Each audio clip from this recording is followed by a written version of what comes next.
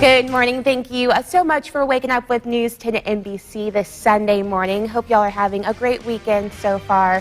I'm Raventiarabrown. This shooting happened early this morning here in the parking lot of the Hudson Avenue Walmart. This is still very active scene this morning. We have 4 people shot, 1 dead and 1 fighting for his life. I can tell you this makes the 35th homicide in Rochester. A 17-year-old is recovering this morning after police say he was shot. It happened on Post Avenue near Arnett Boulevard just after 1 yesterday afternoon. Seems like most of the damage is contained to the right side of this building. You can see the windows are still boarded up, so we can't really see the damage that happened inside. But outside, rugs have been pulled out. We do have a big pile here of siding. If you come today, you're going to be paying around $3, and that is expected to go up. Chief Mears says they have located a body of a male with self-inflicted gunshot wounds. He wouldn't confirm if it was Colin, but he does say that a positive ID will be out later today. This massive fire happening at City Blue Imaging on Scioto Street, downtown Rochester. This is right across the street from our station. As you can see, it's still a very active scene. There's smoke still billowing hours after the initial call. They were out at Strong Memorial Hospital yesterday with their signs saying that they are prepared and ready to get fired in 2 weeks if it does come to that. Those remembrances include many local ceremonies and memorials.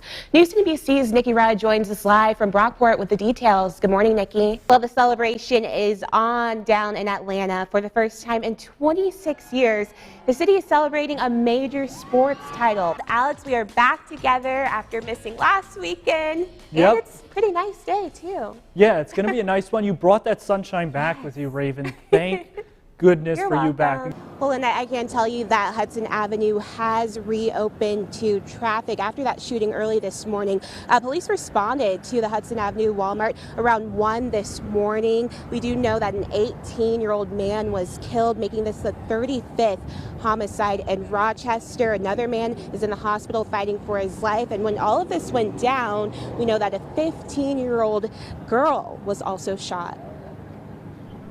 Clinton section, a report of somebody shot at the Walmart. Another Sunday night gathering turned deadly after multiple shots were fired in the Hudson Avenue Walmart parking lot. 1 man is dead and 3 others injured. What I can say is that, everybody talks about the Fast and Furious on Sunday nights, and this appears to be one of those gatherings, impromptu gatherings that took place. Witnesses of the shooting tell us it was a party-like atmosphere with music blasting. They say there was more than 100 people gathered with ATVs and motorcycles doing wheelies and donuts. There was several hundred vehicles gathered here in the parking lot.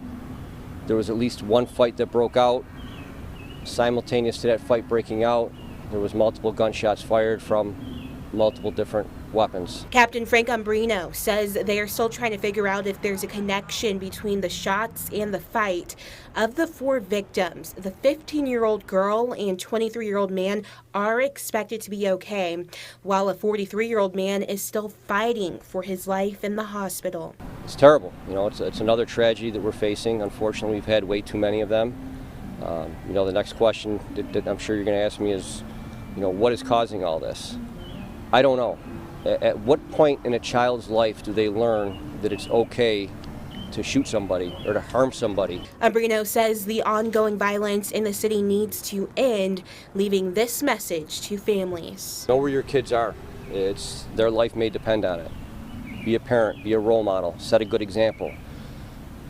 We have to teach these children that this behavior is not okay. And wherever they're seeing this behavior, that's where the root cause of all the violence that we're having is.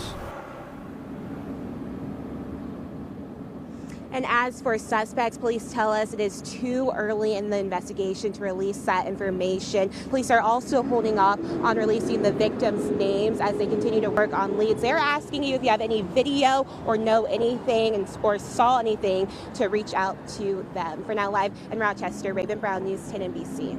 Well, a breakthrough infection. Local Irondequoit Department of Public Works Superintendent Bob Kiley confirms he has the coronavirus for a second time, this time even after being fully vaccinated.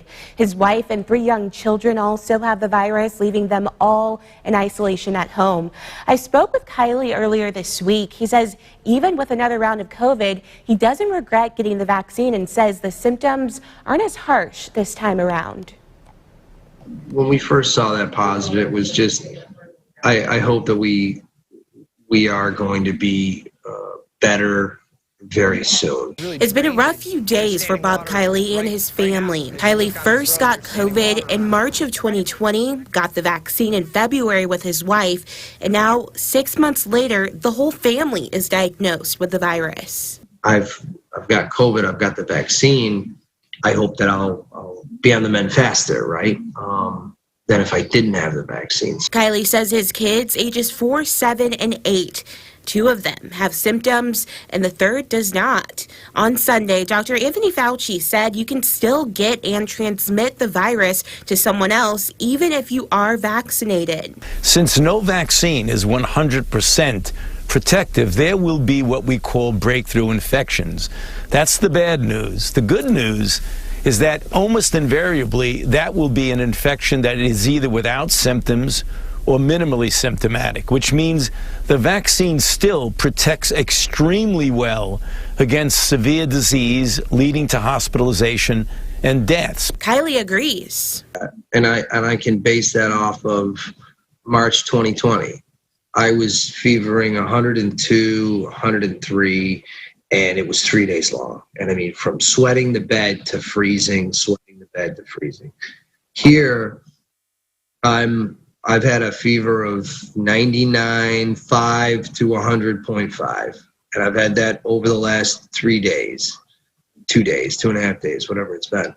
And ultimately, I haven't gotten anywhere near those high fevers. Dr. Fauci, among many health officials, urging those who don't have the vaccine to get the shot and help get the spread under control. It sounds like it's prudent, honestly. If we can curb it now and get it done and kind of get back to where we were in the spring, I'm all for it. I don't want to get sick again. This isn't fun. Let me just put it that way. You don't want COVID. Definitely wishing them a quick recovery. Good morning. Thanks so much for waking up with us this Sunday morning. Hope y'all are feeling okay today. I'm Raven Brown. Let's start with a check of the forecast with First Alert meteorologist Alex Bielfeld. Alex, a cool, cloudy start this morning. Yeah, not too bad. All right, Alex, thank you. Another busy night for Rochester police as the city now has 75 homicides this year. It's certainly not a number to be proud of. You know, it's the best way I can describe it, quite honestly. It's just senseless. It shouldn't happen. And that was from the scene of the city's 4th deadly shooting in a 24-hour span. This time it happened near Athens Street and Harris Street. Officers arrived just before 11 last night. They found a man in his 30s that had been shot multiple times. Officers were met by an unruly crowd at the scene.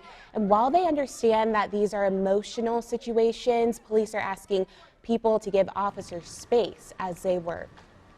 It's obviously been taxing on the department, but you know, our thoughts are more with the victims' families. Makes it very difficult for us to not only get the proper care to the victim, because we need to get our medical teams in there, AMR and whoever, ambulance or whatever, to get in there and help the victims.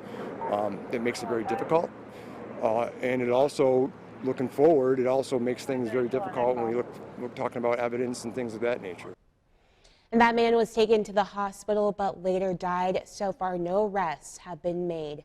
And that was just one of 3 shootings from overnight. This was the scene on Driving Park Avenue. Officers arrived on that scene about 15 minutes after Athens Street. There they found a 29-year-old man that had been shot. He's been taken to the hospital and is expected to survive. No arrests in this case either. Police say a man was shot on Durnan Street around 4 this morning. That man was taken to the hospital before officers arrived. He is expected to survive.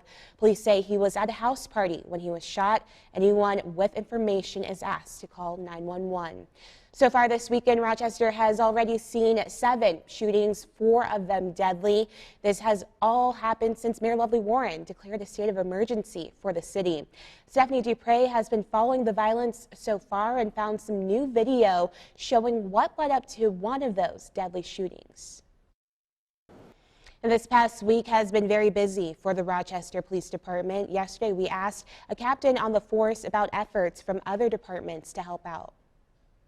I can tell you we received some additional support in the past 24 hours from other jurisdictions. I wouldn't say it was a pre-planned effort as much as it was, in the time of need. Our fellow, neighboring jurisdictions have come to help us.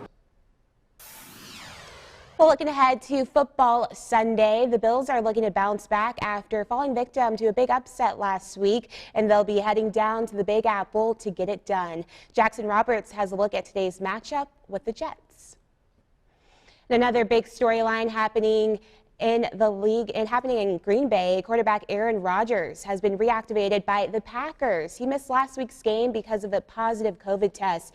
The team was fined $300,000 after a review found that Rodgers was unvaccinated and attending a gathering outside of the team facility. Rodgers was also fined $15,000. Well, there's been a lot of money earmarked for restaurant recovery from the pandemic, but not everyone is feeling included. These 2 locations that received a lot of the money were big restaurants. I mean, what about the small people?